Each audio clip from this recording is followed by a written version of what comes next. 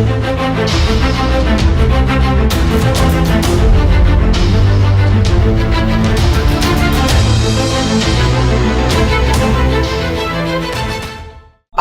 National defence academy join करने से पहले एस्पिरेंट्स जानना चाहते हैं किस तरीके का मेडिकल प्रोसीजर होता है, फौज कितना कॉम्प्लिकेटेड मेडिकल प्रोसीजर लेता है, क्या मेडिकल एक बाधा है नेशनल डिफेंस एकेडमी ज्वाइन करने के लिए। आइए जानते हैं इस वीडियो में। नमस्कार डिफेंस एस्पिरेंट्स, स्वागत है त्रिशूल डिफेंस एकेडमी के यूट्यूब चैनल पे। आज मैं अभिनव बात करूंगा आपसे मेडिकल प्रोसीजर के बारे में। मेडिकल फॉर एनडीए या यूं कह लें नेशनल डिफेंस एकेडमी में घुसने के लिए द कंप्लीट मेडिकल प्रोसीजर। सेना में सर्विसेज सिलेक्शन बोर्ड में इंटरव्यू बोर्ड लेता है सर्विसेज सिलेक्शन बोर्ड, चाहे आर्मी का हो, चाहे एयरफोर्स का हो, चाहे नेवी का हो। रेकमेंडेड कैंडिडेट्स को इंटरव्यू बोर्ड ये कहता है कि भैया अब हम तुम्हारा मेडिकल लेंगे और देखेंगे तुम फिटफाट हो फौज ज्वाइन करने के लिए या नहीं। ऑब्वियसली ऑफिसर्स के मेडिकल स्टैंडर्ड्स बिल्कुल अलग हैं जवानों के मेडिकल स्टैंडर्ड्स से। जवानों का मेडिकल स्टैंडर्ड्स, जिन्हें आज अग्निवीर बोलते हैं, उनका मेडिकल स्टैंडर्ड्स काफ़ी कॉम्प्लिकेटेड और टफ है कंपेयर टू कमीशन्ड अफसर। जी, कंप्लीट कमीशन्ड अफसर का जो मेडिकल है, इसका टर्मिनोलॉजी होती है मेडिकल बोर्ड, यानी कि एसएसबी इंटरव्यू बोर्ड जैसे ही खत्म हो जाता है वैसे ही मेडिकल बोर्ड का रोल चालू हो जाता है और मेडिकल बोर्ड आपका पूरा का पूरा मेडिकल लेता है। ये मेडिकल आमतौर पे 3 से 4 दिन में खत्म हो जाता है, लेकिन कभी कभी मेडिकल आप सुनते होंगे 7 दिन का चला गया, 8 दिन का चला गया, 10 दिन का चला गया। परेशान होने की जरूरत नहीं है। मेडिकल में वो टेस्ट उतना ही है, चाहे वो 4 दिन में खत्म हो जाए, चाहे वो 7 दिन में खत्म हो जाए। ठीक, चलिए बात करते हैं पहले दिन के प्रोसीजर से। पहले दिन जनरल फॉर्म फिलिंग होती है। आपको 2-3 पेजेस के फॉर्म्स होते हैं, वो भरने पड़ते हैं। फॉर्म फिलिंग के बाद आपका डेंटल चेकअप होता है। डेंटल पॉइंट्स आपके कैलकुलेट होते हैं। मिनिमम 14 डेंटल पॉइंट्स आपको मिलने जरूरी हैं फौज में अफसर बनने के लिए। डेंटल पॉइंट्स पे कभी और मैं एक डिटेल्ड वीडियो बना दूंगा। अभी के लिए ये समझें कि डे 1 पे फॉर्म के बाद पहला काम है आपका दांतों का पूरा चेकअप, और उसके बाद चेस्ट का चेकअप। चेस्ट में किसी प्रकार की कोई डिफॉर्मिटी तो नहीं है, चेस्ट एक्सपेंशन करके देखते हैं, और डे 1 का प्रोसीजर वहीं पे खत्म हो जाता है। दूसरे दिन की शुरुआत खाली पेट होती है ब्लड के टेस्ट्स के द्वारा। पहले आपके पूरा का पूरा ब्लड टेस्ट होते हैं। ब्लड हेमोग्राम होता है जिसमें हेमोग्लोबिन चेक होगा, आपका कंप्लीट ब्लड काउंट्स चेक होंगे, आपके अंदर कोलेस्ट्रॉल, शुगर, इन तरीके की बीमारी तो नहीं है।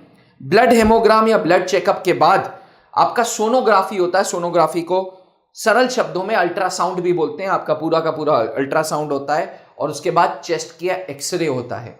एक्सरे के बाद ईएनटी आता है और आपका ईयर, नोज एंड थ्रोट को पूरा का पूरा चेकअप करता है। ईएनटी के साथ डे 2 का प्रोसेस पूरा खत्म हो जाता है। एस्पिरेंट्स लगभग 2-2:30 बजे तक ये पूरा प्रोसेस हो जाता है और आपको फिर भेज दिया जाता है।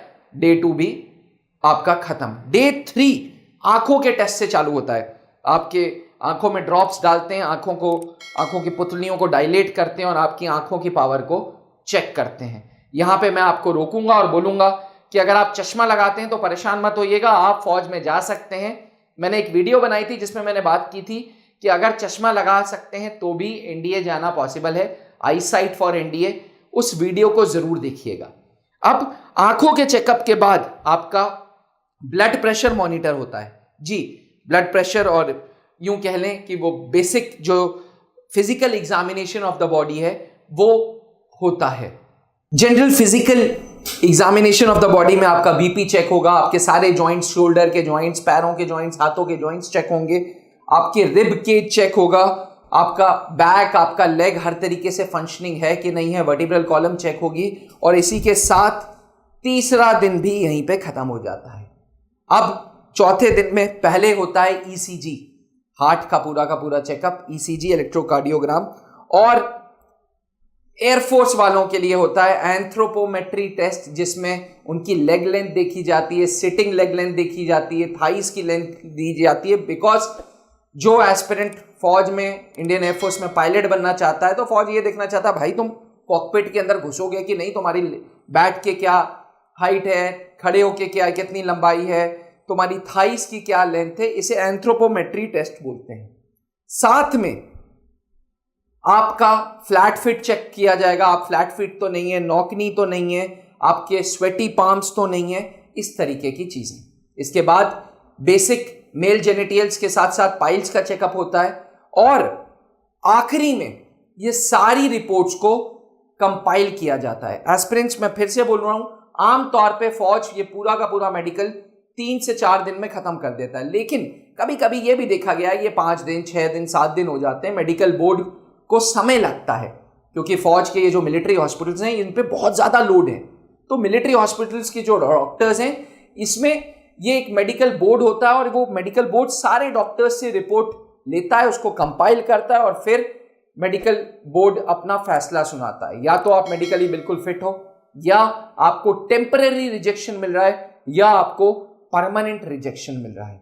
एस्पिरेंट्स, मैं यहां पे बता दूं आपको कि टेम्पररी रिजेक्शन मतलब विद इन 42 डेज आप री अपील करेंगे मेडिकल बोर्ड से कि साहब आपने ये बीमारी बताई थी, मैं पुनः आपको दिखाना आना चाहता हूं और मैंने इस चीज का ट्रीटमेंट ले लिया है। परमानेंट रिजेक्शन मतलब परमानेंटली फौज कहती है कि जी फलाना बीमारी है और हमने अपने दरवाजे बंद कर दिए। आमतौर पे पीआर 12th लेवल पे कम दिया जाता है, बिकॉज फौज को भी पता है कि यार अभी इसकी एज है, फौज को भी अच्छे जाबाज आप जैसे डिफेंस एस्पिरेंट्स चाहिए। इसलिए अगर बहुत बड़ी बीमारी नहीं है तो परमानेंट रिजेक्शन या पीआर नहीं दिया जाता, आमतौर पे टीआर दिया जाता है। एस्पिरेंट्स, वीडियो को बनाने का उद्देश्य था कि नेशनल डिफेंस एकेडमी का अगर आप सपना देख रहे हैं तो आपको मेडिकल्स का प्रोसीजर जानना जरूरी है। किसी प्रकार का कोई डाउट होता है तो नीचे लिखे हुए व्हाट्सएप नंबर पे जरूर संपर्क करें। थैंक यू, जय हिंद। अब डिफेंस एग्जाम क्रैक करना हुआ और भी आसान, त्रिशूल डिफेंस एकेडमी लेकर आए हैं बिल्कुल ही एडवांस लर्निंग ऐप। तो आज ही ज्वाइन करें और स्टार्ट करें अपनी ऑनलाइन क्लासेस।